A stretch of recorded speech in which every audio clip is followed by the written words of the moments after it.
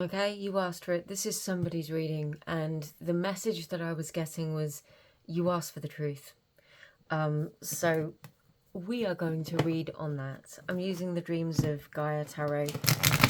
The cards have been very upfront tonight, and whoever this reading falls to, please remember that not all these messages might be for you. There might be one phrase or little snippet of information that might be for you. Anything else that doesn't feel right, leave it, ignore it. If you don't like it, it doesn't have to be for you. It might be for somebody else. You asked for the truth. Let's get into it. Okay, instantly we've got healing. What have we got now? Yeah, okay. Let's get a couple more. Ooh, these cards are feisty tonight. Yeah, okay, they are definitely feisty. I'll do them after. I get the sense. No, they want me that way. I get the sense. Okay.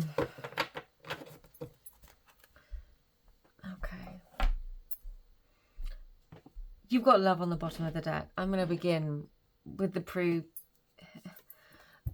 there is an underlying love here, whatever happens. And I think sometimes that we need to remember what love is important, or the importance of love within a particular dynamic. And love can look in many different ways. We've got a yellow flower and yellow butterflies on there. Now the colour yellow in flower language, especially with yellow roses, it can be a symbol of friendship. I want to make it very clear that this love, there are many different types of love. This doesn't have to just be romantic love. But what I'm getting here is that there is this level of conflict in a close interpersonal relationship, somewhere where the energy dynamic has been completely out of balance. Somebody could have been taking on a role that wasn't theirs, doing too much, working too hard, having to carry the weight of other people, and it could literally have come to blows in some circumstances. Somebody has been doing too much, has invested too much, has given too much, has been fighting for something, and it feels like the other person hasn't been giving the same, hasn't been meeting energy with energy, like with like. It has felt unfair and imbalanced. And it might be that you find yourself in this moment stumbling across this reading very, very depleted, feeling very, very maybe enraged or angry, tired of the conflict, or feeling like you need to approach something. There is another dynamic here that might be called to this reading where you haven't actually had a conflict. What you've got is the imbalance, and this could be in any situation. It could be with work, it could be with a romantic partner, it could be with a family member. And what you've got here is then this need to have a conversation, and you don't want that conversation to become a big fight, which is where I think the love comes into it. There is another dynamic here that feels very much like I don't want to bring that into it. I'm really angry.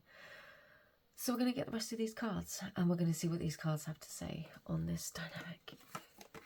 Don't want me to read them this way. The Queen of Earth, lovely. That would be the Queen of Pentacles. And Intuition.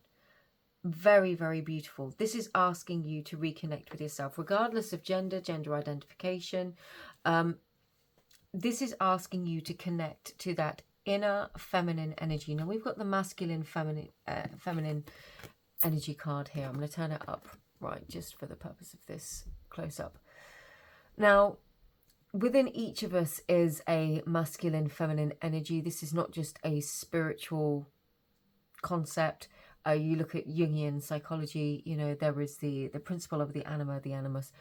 It is quite well acknowledged that there is potentially just these two different energies within us, made up of all different things that we've experienced in the course of our lives. Now, within each of us is this feminine energy. This is asking you to come into a feminine energy of your own security, of what it is that you value, what it is that you can be safe and secure in, especially with your intuition. This is asking you to stay very, very grounded. The Queen of Pentacles is very, very grounded, connected to her earthly realm. And our earthly realm comprises our home, our stability, our security. And that isn't just in the physical things, but in the things that make us feel secure. The security we have within ourselves, our self-worth, our value. She encompasses all of that.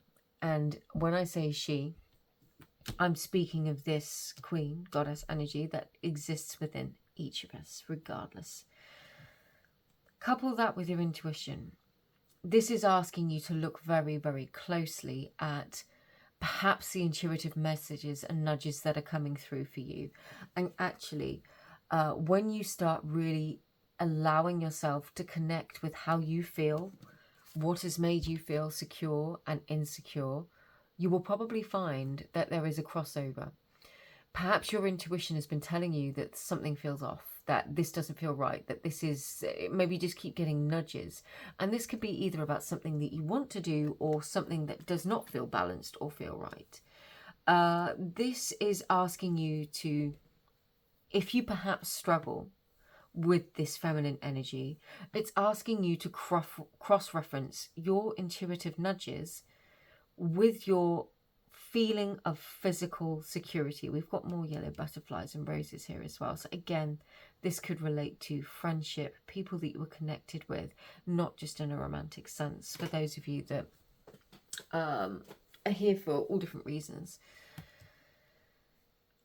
So this is saying to you, when something starts to make you feel insecure, on edge, anxious, something feels off and it doesn't feel right, tune into your body.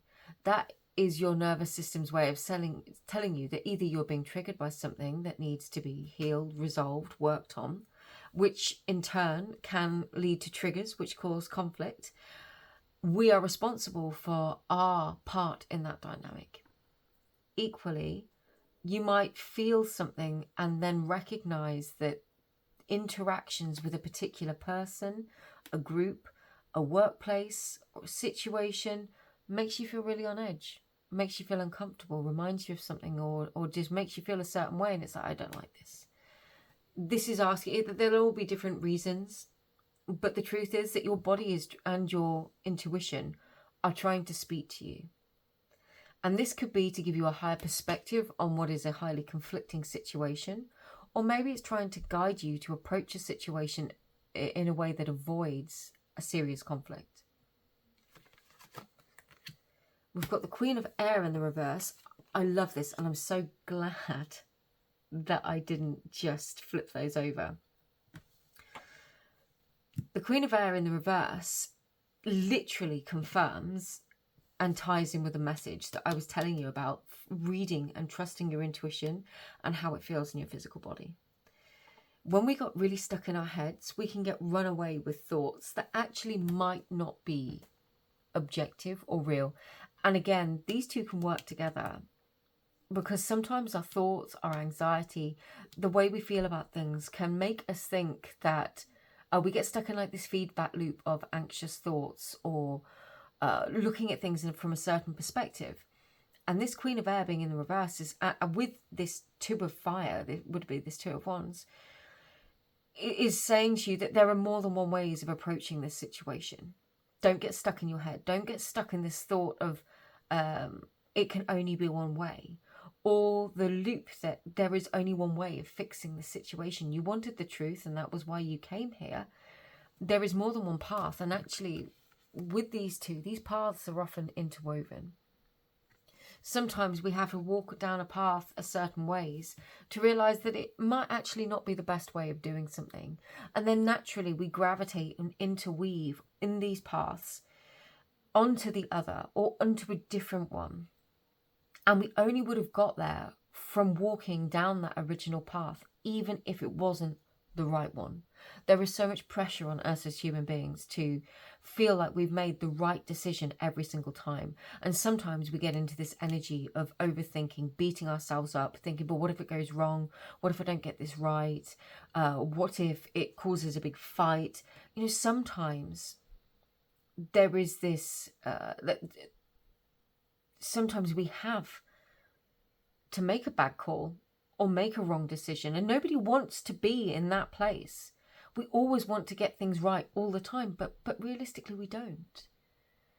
And this is saying, okay, sometimes we get things wrong, but we can make the best decisions we can in the moment. Except that actually sometimes it is that experience where things go wrong, where things come into conflict, where things are imbalanced, that make us realise this doesn't feel right to me, or I really am being pulled in a different direction, and there is this thing that I really, really want to do. It comes from the negative experience, the difficult experience, the walking down a path and realising that it isn't for you. Sometimes it comes from the challenge, from the conflict, and it is only then that you have enough data, you have enough feedback that you can stand there and go, actually, this is not for me. I am not okay with this. And in that moment, you have the power to make a choice. You have the power to love yourself, to love someone else, to choose to heal, to recognize your own trigger, love yourself enough to say, I need to step away from this, or I need to step out of this, or I need to listen to my intuition and follow with this path, or I need to recognize that this path isn't for me and go in a different way. Sometimes it's all of them. In life, you will be given those options over and over again.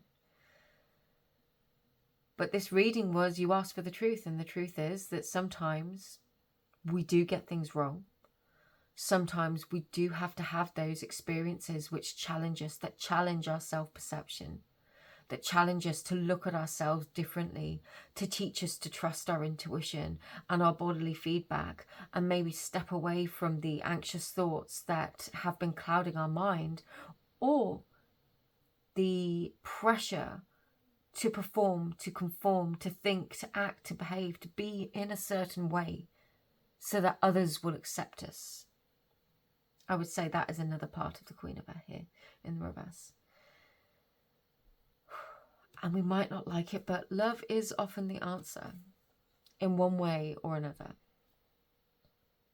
And it really feels like having enough love, enough compassion, enough kindness, because I kept bringing up the yellow roses, the friendship.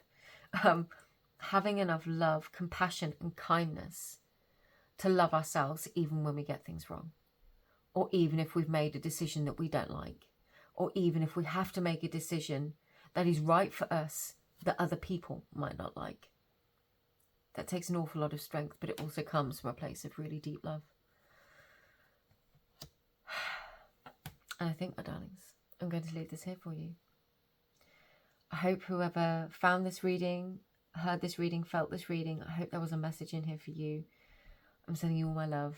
As always, personal readings available only on Etsy and my personal website. Have any questions? Please feel free to contact me. Sending you all my love. And I will speak to you really, really soon. Take care.